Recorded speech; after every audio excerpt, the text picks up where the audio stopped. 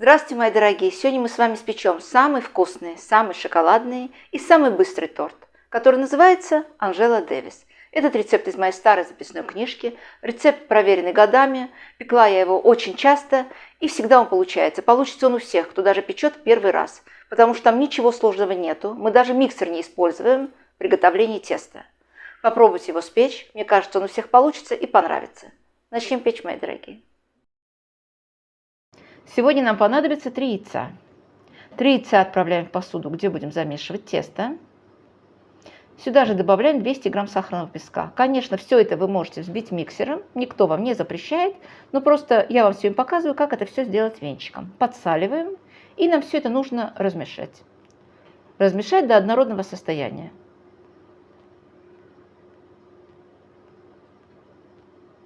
Добавляем сметану 250 грамм, сметана любой жирности. Хотите, берите 15%, хотите 20%, какую хотите. Сюда же добавляем 60 грамм растопленного сливочного масла или маргарина, кто что хочет. 1 чайная ложка, полная чайная ложка соды. Соду уксусом не гасим, потому что присутствует сметана. Ванилин или ванильный сахар. Если ванилин, пол чайной ложечки, если ванильный сахар, 1 полная чайная ложечка. И все это нам нужно размешать до однородного состояния. Опять-таки, если вы делаете все это миксером, на маленьких оборотах буквально за 2 секунды все уже готово. Добавляем 200 грамм муки. Мука сегодня у меня не просеянная, поэтому я ее просеиваю непосредственно прямо в тесто. И 50 грамм какао. Какао берите не сладкое, вкусное, чтобы оно у вас было. 50 грамм это достаточно много, потому что торт получается у нас очень такой шоколадный. Перемешиваем все это хорошенько до однородного состояния. Духовку мы включаем разогреваться уже как только начинаем делать тесто на 180 градусов. Все, тесто у нас, по идее, уже готово. Все перемешали. Форма 24 сантиметра, у меня разъемная. Застилаем дно бумагой и перекладываем тесто туда. Нам не нужно смазывать бока, и нам не нужно бока обкладывать бумагой. Отходит очень хорошо от стенок. Разравниваем аккуратненько все это.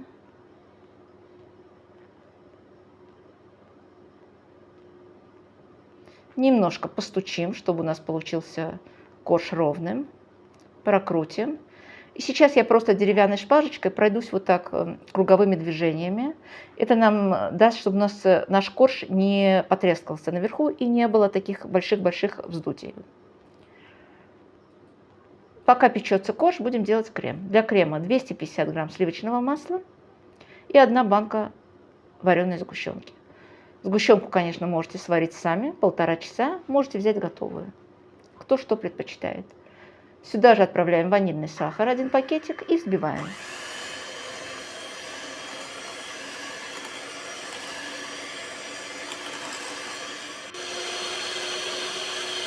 Крем у нас уже готов. Откладываем крем в сторону. Корж у нас тоже уже приблизительно должен выпечься. Нам нужно будет еще взять 100 грамм шоколада, разламываем его на кусочки и заливаем 100 мл горячими сливками. Сливки мы разогреваем, но не до кипения. Как только они уже готовы закипеть, мы их снимаем и заливаем ими шоколад.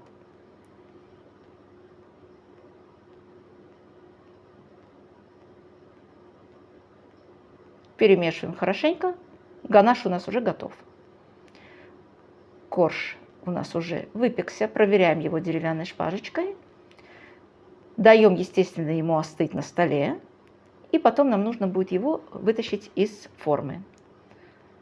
Я провожу ножиком и вытаскиваю. Если у вас есть время, заверните его в пленку и оставьте на всю ночь. Если у вас нет времени, дайте ему просто хорошенько остыть хотя бы 1,5-2 часа. И будем собирать, так сказать, наш торт. Срезаем верхушку, выравниваем немножко, и верхушка нам еще это понадобится. Оставляем пока это в сторону. Разделяем корж на 3 части. Я сегодня вам показываю опять-таки обыкновенным кухонным ножом, как разрезаем. Приблизительно на 3 одинаковые части. Корж у меня остыл хорошо, я его держала где-то 3 часа, остужала. Но если есть у вас опять-таки время, оставьте на всю ночь. Перекладываем на решетку. Верхушку нам нужно будет просто измельчить, превратить в крошку.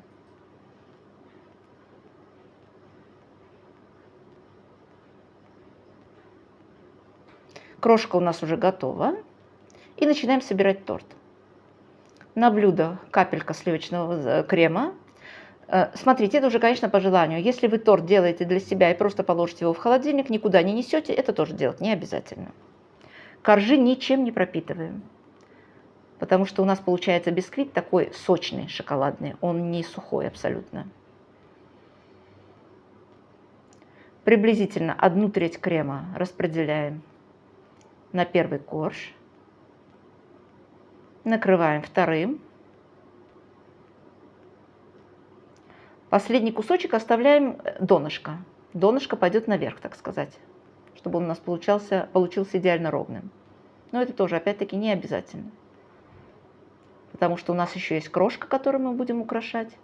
Торт получается замечательный, по вкусу бесподобный. Он получается шоколадно-карамельный. Попробуйте его спечь, потому что абсолютно несложный. И продукты, я так считаю, что достаточно доступные, не такие уж дорогие. И получается большой вкусный торт. Укладываем третий корж. Остаток крема. Кто спечет, обязательно напишите. Мне очень интересно, если вы поделитесь своим мнением. Вообще, кто помнит этот торт, мне тоже это очень интересно. Пишите. Мне кажется, я всем стараюсь отвечать, я никого не забываю. Главное, чтобы никто не говорил гадости и не писал гадости. А всем остальным я отвечаю. Украшаем крошкой. Точно так же бока. Торт, конечно, если вы его пропитаете в холодильнике хотя бы ночь, он получается бесподобный. Но даже если через 15-20 минут вы его порежете, он все равно вкусный. И вот сейчас мы сверху делаем вот такие каракулюшки. Наливаем просто шоколад. Так как торт у нас называется Анжела Дэвис. Он у меня полежал в холодильнике всю ночь. Оставляете на столе буквально на час и потом в холодильник. Посмотрите, бесподобный, вкусный. Режется тоже очень-очень хорошо. Коржи абсолютно не сухие, хотя мы их не пропитывали. Влажный, шоколадно-карамельный, замечательный торт из нашего детства. Попробуйте его спечь. Мне кажется, он получится у всех, и он всем понравится. А те, кто любит шоколад, вообще будут в восторге. Шоколад с карамелью – это, по-моему, вообще очень-очень вкусно. Попробуйте, мои дорогие. Приятного чаепития. Всем всего хорошего. Успехов с тортом, с выпечкой. Пишите, делитесь своим мнением и будем дружить. Пока-пока и приятного чаепития. До новых встреч!